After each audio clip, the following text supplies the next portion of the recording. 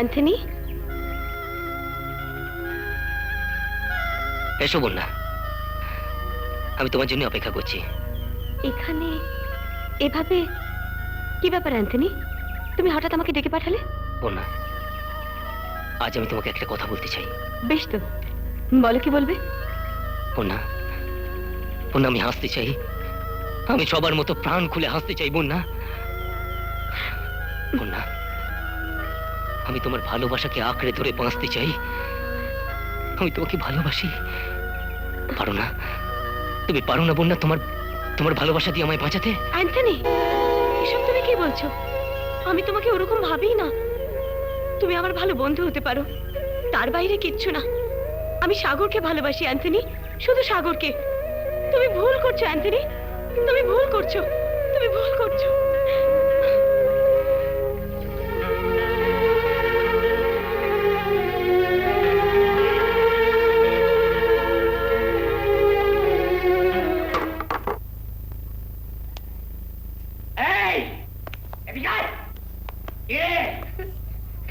Doctor কাকা বই, doctor বাড়ি ভাড়া দিবা, বাদ চললো। এই খেলা খেলা, সব এখান থেকে খেলা সব ভাঙোটাকে নিয়ে ভেতর থেকে, নিয়ে ভেতর থেকে ভাড়া নিয়ে ভাঙ চললো। বাড়ি ভাড়া দিবা না, বেরো বেরো।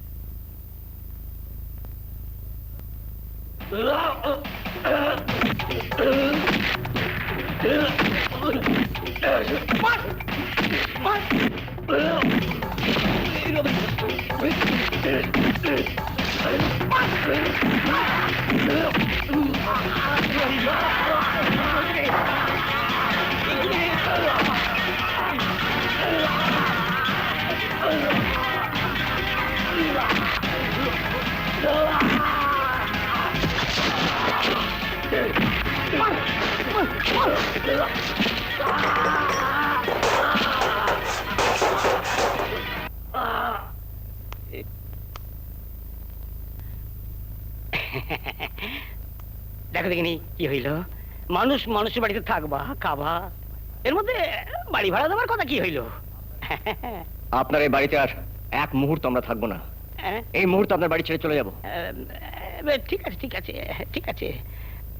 দুর্গা দুর্গা, ওরে বাবা রে গুন্ডা, দুর্গা দুর্গা গুন্ডা রে।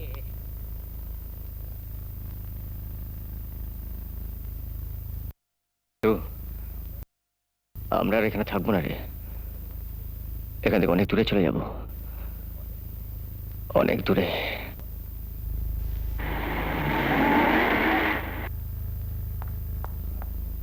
দাঁড়াও,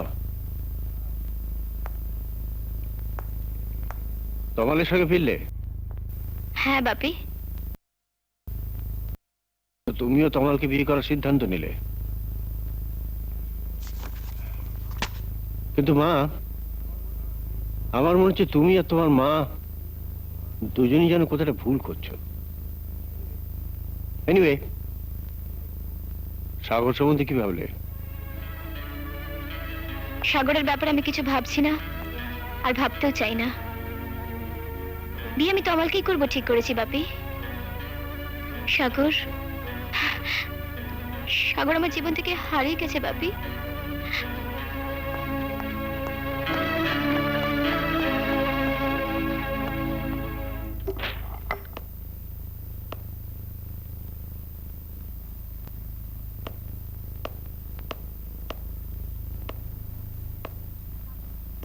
সাগর, সাগর, তুমি কি বন্যা? হ্যাঁ সাগরকে খুঁজতে এসেছো মা? হুম। সে অনেক দিন এ বাড়ি ছেড়ে চলে গেছে মা। কি? সে আর কোনোদিনও এখানে ফিরে আসবে না। যাবার সময় সে একখানা চিঠি তোমাকে দিয়ে গেছে। আচ্ছা, নমস্কার।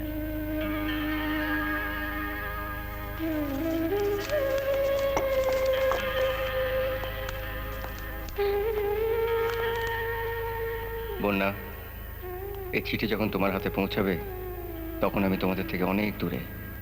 কোথায় যাচ্ছি আমি নিজেও জানি না। জানো বন্যা, আমার জীবনের সবকিছু যেন কিরম ওলটপালট হয়ে গেল। আমার সব স্বপ্ন ভেঙে গেল। ছোট মা, সেও চলে গেল।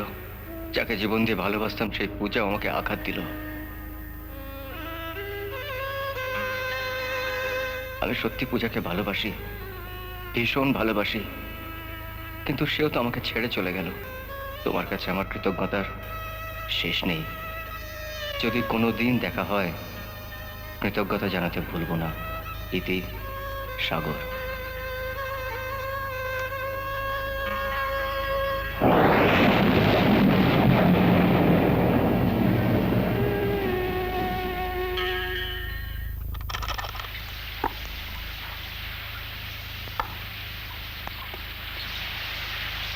কি দিদি,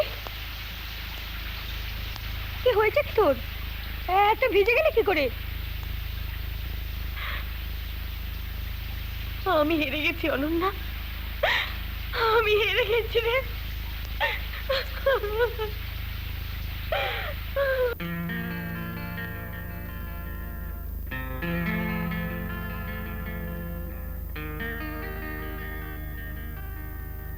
অ্যান্থনি, অ্যান্থনি, আরে বন্যা, তুমি এসো, বসো।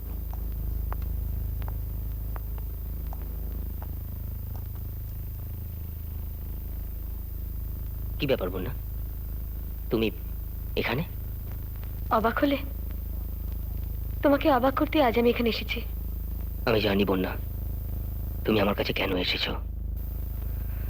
আমি সাগরের কোনো খোঁজ জানি কিনা সেটা জানতে এসেছো। জানো বন্যা, আমি লর্ডকে বলেছি বন্যা যেন তার সাগরকে খুঁজে পায়। সাগর হারিয়ে গেছে, একরাশ দুঃখ মাথায় নিয়ে সে চলে গেছে বিট্টুকে মানুষ করার আশায়। কোথায় গেছে কেউ জানে না। তোমার উচিত ছিল তাকে আটকানো। আমার কথাও শুনবে না। আমি তো ওর কেউ নই অ্যান্থনি। তার মানে? তোমার মতন ভুল আমিও করেছিলাম। সাগরের চিন্তায় আমি যখন বিভোর, তখন আমি জানতে পারলাম সাগর ডক্টর রায়ের একমাত্র মেয়ে পূজাকে ভীষণভাবে চায়, ভালোবাসে, তাকে নিয়ে স্বপ্ন দেখে। পূজা হঠাৎ সাগরকে বিলেত যাওয়ার অফার দেয়, আর এইটা শর্ত রাখে যে বিট্টুকে অনাথ আশ্রমে পাঠিয়ে দিতে হবে। কিন্তু সাগর সে কথা মেনে নিতে পারে না। তখন পূজা সাগরকে পরিষ্কার জানিয়ে দেয় তাহলে তার পক্ষে সাগরকে বিয়ে করা সম্ভব নয়। সে মায়ের পছন্দ করা বাবার বড় লোকের ছেলেকেই বিয়ে করবে। আর এই কথায় সাগর সবকিছু ছেড়ে চলে যায়। আর তুমি? সাগর আমাকে কোনোদিনই ভালোবাসেনি অ্যান্টনি, ওটা আমারই ভুল। ওর ভালোবাসার কথা শুনে আমি ওকে নিয়ে স্বপ্ন দেখেছি। ওর মনের কথা কোনোদিনই জানতে চাইনি। এখন তুমি কি করবে ভেবেছো? শুনলাম তুমি নাকি পন্ডিচেরি মিশনারি হাসপাতালে ডাক্তার হয়ে যাচ্ছ, ওখানকার অনাথ মানুষদের সেবা করবে বলে। হ্যাঁ বন্যা, আমিও তোমার সঙ্গে যাব, সে কথাই আমি তোমাকে বলতে এলাম। ওই মানুষদের মাঝে আমি আমার বাকি জীবনটা কাটিয়ে দিতে চাই।